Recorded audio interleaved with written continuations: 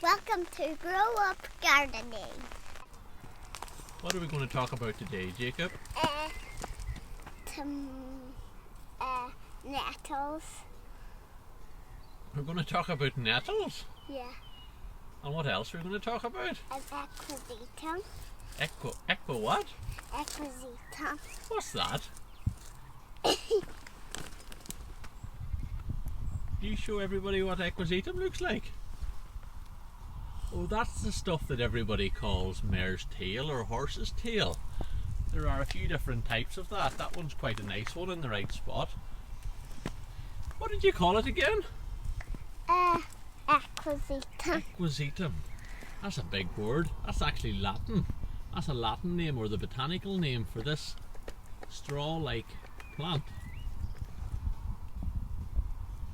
That can grow up through Tarmacatum. And any other flowers in there, Jacob? This is a nettle. Can you show the nettle? This. That's a nettle. And what happens if you touch a nettle? That was sting. The stem you have to touch. Yes, because you have to touch the stem because the stem won't sting you, will it not? What part of the nettle will sting you? What part's that? Leaf. The leaf, that's it.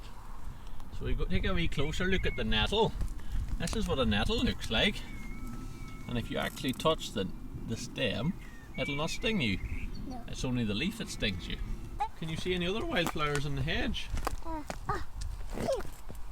What's that? Begonia. A begonia. I don't think there's wild begonias in the hedgerows here, but that might be a wild rose. Yes, look at that. It's all thorny with lots of nice pretty flowers. It's got very big thorns. Just in on its main stem. What other wildflowers do you see? Bumblebee. You can see a bumblebee. And where's the bumblebee doing? It's collecting nectar from the flowers. It's collecting nectar from the flowers. So it can go and make honey. So it can go and make honey.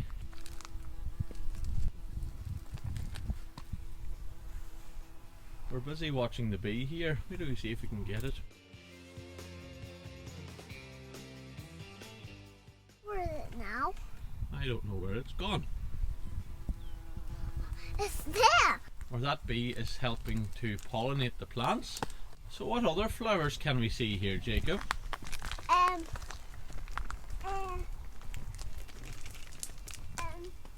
Buttercup. Where's the buttercup? There. Starting to rain. Keeping the umbrella over us. I'm going now and then whisk through post and then going back for wildflowers.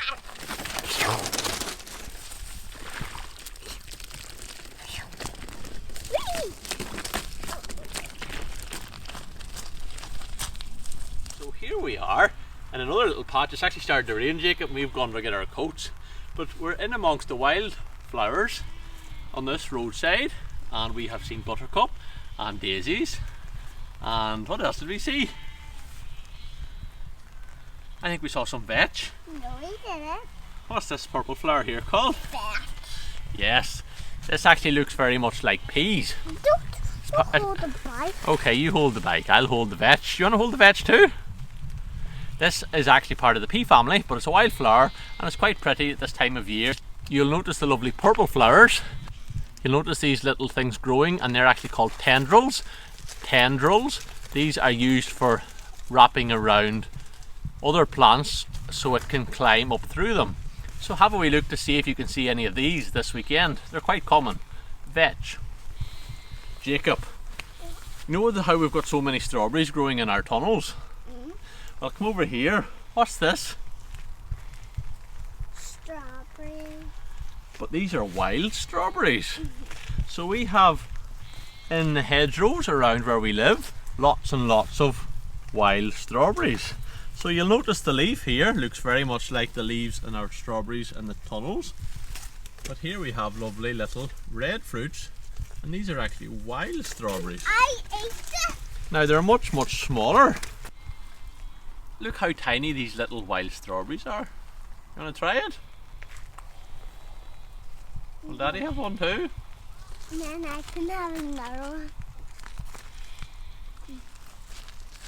That's really nice, but there's a lot more eating in the strawberries in the polytunnels, aren't there? Or in your garden at home you might have some strawberries growing. But have a look out this weekend, you might see some wild strawberries growing. They look very much like the leaves of your own strawberry plants, but the fruits are much smaller. There's 2 whites and a yellow and a pink. 2 whites, a yellow and a pink. So what's the yellow one called? What did you drop? Oh, you dropped. This is actually very important. This is actually connected to the white and the pink flower. What are the white and pink flowers called? Clover. Clover. Okay, and what I dropped here, this leaf, is the clover leaf.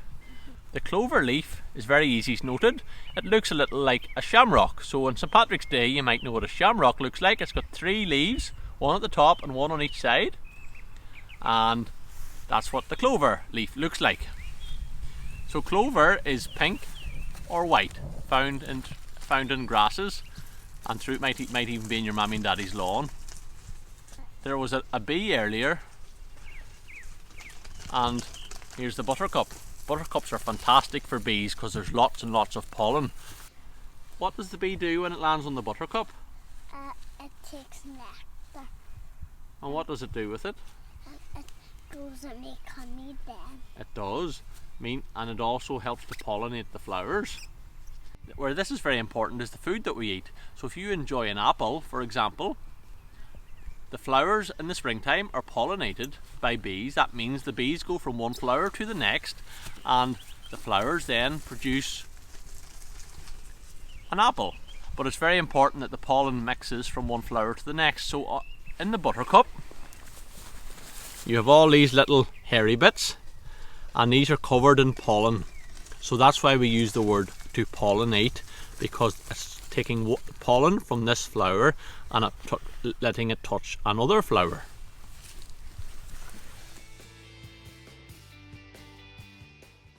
So we've moved a little further through the field and we have found this big plant. Very strong, heavy plant. And if you see one of them in your garden, I have to pick them out. Is that right? Yeah. What's this called, Jacob? A dog. This is called a dock, or a dockin. And what's this good for?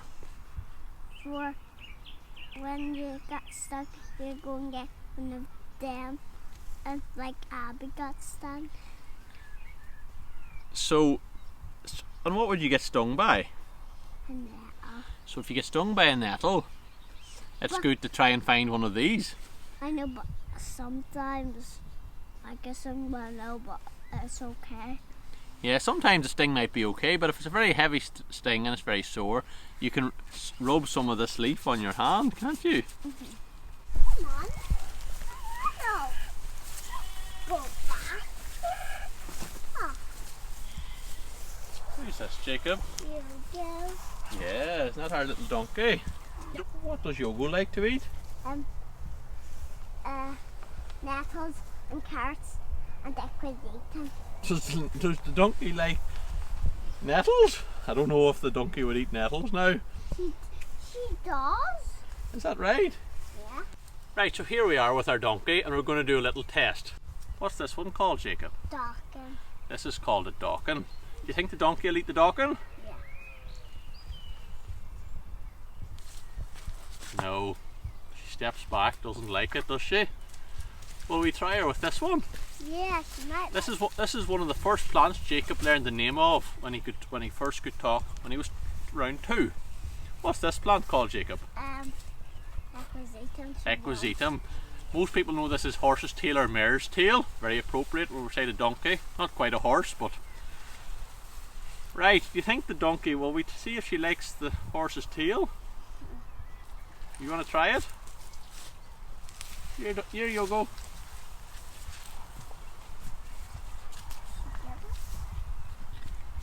Oh yeah, so as well as carrots and sugar cubes and different things that you might feed a donkey with, She wants Ellen. She loves this straw-like plant. Looks like very needly-like.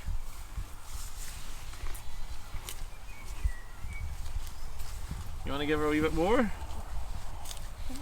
So this weekend, go for a walk and see what wildflowers or wild plants you can find.